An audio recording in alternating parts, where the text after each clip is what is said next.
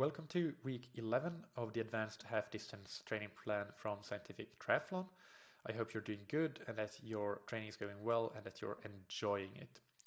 This is the last week of the current strength and stamina block. Next week we go into a rest and test week. We will be reassessing your benchmarks that you set back in week 3, and we will be also, of course, resting up as volume goes down significantly. But we're actually already starting to gradually freshen you up a little bit by doing a little volume reduction in this week compared to the last couple of weeks. We're at 15 hours compared to 17 and 16 and a half hours roughly in the last couple of weeks.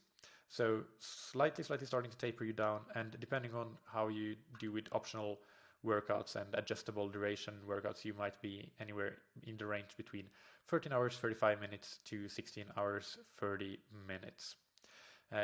As this is the last week of the strength and stamina block, as we discussed in the last week of the aerobic capacity block, if you feel good, you don't have any accumulated fatigue, and your training the last few weeks has been going really well, and you feel that it hasn't been killing you or anything like that, then this might be a good week to try to push the envelope a little bit in some of the quality workouts. Definitely something to do with care and with caution, and not do anything crazy, especially considering that next week you'll be going to the tests. So maybe it would be better to do this kind of thing in the early parts of the week, so the first half of the week necessarily, and not so much in the second half of the week. But that depends on how you feel. Also, please be aware that you don't have to do this. Just because I say that you can doesn't mean that you have to do it. It doesn't mean that it is any more beneficial to do it in all situations for all athletes. If you feel that the last couple of weeks have been appropriately challenging for you with doing them as prescribed, then we probably don't need to push the envelope at all. Just keep doing what you're doing. We're always looking to find an appropriate challenge level as athletes, and we don't have to find that crazy hard challenge, because that's frankly probably going to be overkill in most situations, and it's not worth it in the end. So pushing the envelope is for if you have been feeling that that you can take on that additional challenge of really pushing the envelope. And for sure, if you feel that you are actually accumulating some fatigue and you're not as recovered starting week 11 as you were starting week 10 or starting week 9, so fatigue is accumulating week to week, then definitely don't do anything above what's prescribed. But if you do choose to push the envelope a bit in some of the quality workouts or harder workouts, then what I would say also is that it's really important to not increase the intensity, because turning something that is threshold or sub-threshold into something that is above threshold, or even turning something that is more like tempo into threshold, that completely changes the complexion of the workout. And that's not what we're after. We're after increasing the challenge level, but with the same sort of stimulus. And so what you would do in that situation is to increase the duration of work, not increase the intensity. So let's take an example. Let's say I've been doing the lactate shuttling work the last couple of weeks, and I've been feeling good. I've been able to finish it without it being too hard, or without it killing me at least. And I'm in for 3 times 15 minutes as 1 minute above threshold and 2 minutes below threshold at kind of a tempo / sweet spot pace.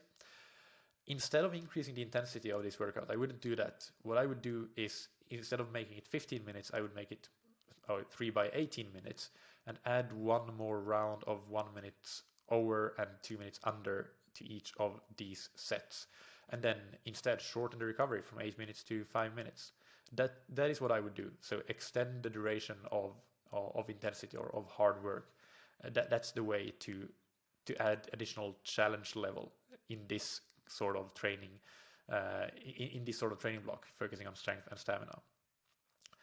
So increasing the challenge level, pushing the envelope, is an example of using what you have learned in the last couple of weeks to make your workouts as effective as possible. But even if you don't make anything more challenging or try to push the envelope, you should still use the experience of the last couple of weeks to execute all workouts as best as you possibly can. That might relate to how you pace workouts or how you fuel your workouts, all sorts of things like that. Even the mental readiness and the psyched level you need to bring to your workout to be able to go through it. All these things matter, and the best athletes are the ones that can learn the most, the quickest really, and get the most out of every single training week by simply never stopping to learn and getting the most out of all of their trainings as they are constantly learning and developing. Some workout highlights. The tempo threshold swim is the same one that you had 2 weeks ago, with 2 sets of 5 times 300, so 3,000 meters of quality work, and a lot of it with paddles. Actually, I don't think I've talked about this before, but when using paddles in swimming, it is really, really important that you focus on executing a good stroke.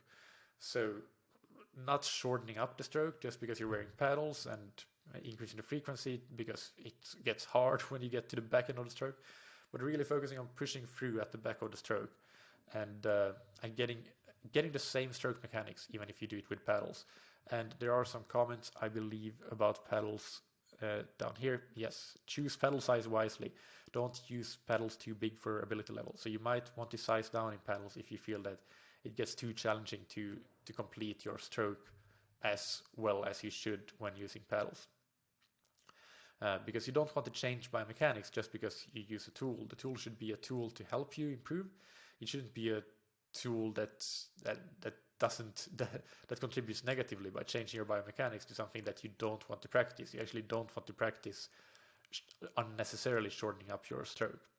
But other than that, pacing, as we discussed, is super important. So we get another opportunity to really practice pacing and progressive pacing, negative splitting, all these things. So that's super important for triathlon swimming, as we have discussed. A couple of reminders that I have talked about in previous videos as well. Do remember the small things like doing the strides when prescribed. They really make a difference in making a better athlete, improving your biomechanics. They will help you across the board from all sorts of intensities, from very high intensities to race pace and below even. So don't forget strides, things like strides, high cadence work on the bike, 25s in the pool where you're just focusing on fast and relaxed speed, and also strength and conditioning, hips and glutes, and the strength circuits. All of these things really contribute to both injury prevention and performance improvement. So don't neglect any of the strength workouts. They should be as important to you as the swim, bike, and run workouts are. And then when we get to the weekend, then you have the opportunity in this Saturday ride, at least, to change the duration of the workout a bit. So depending on how you feel, whether you feel a bit fatigued or whether you feel really strong, you can make the workout longer or shorter, and I encourage you to take that opportunity should you need it. Making sure that, of course, the weekend work here is still like a really good quality, solid weekend of training, but also have half an eye on next week. So if you know that you have been getting a bit more tired recently and you're not quite sure about your ability to execute a very intense time trial like a 1,000 meter swim or a 20-minute bike, then maybe shortening the workout during the weekend and skipping the optional easy run on Friday, things like that could be beneficial. Also of note is that the time at intensity is slightly lower this week, with only a 15-minute segment towards the end. That's the fatigue resistance jewel of the crown. So it was 20 minutes last week, and now it's 50 minutes of low cadence work at 90-95% of FTP. So that also helps that intensity is reduced a little bit.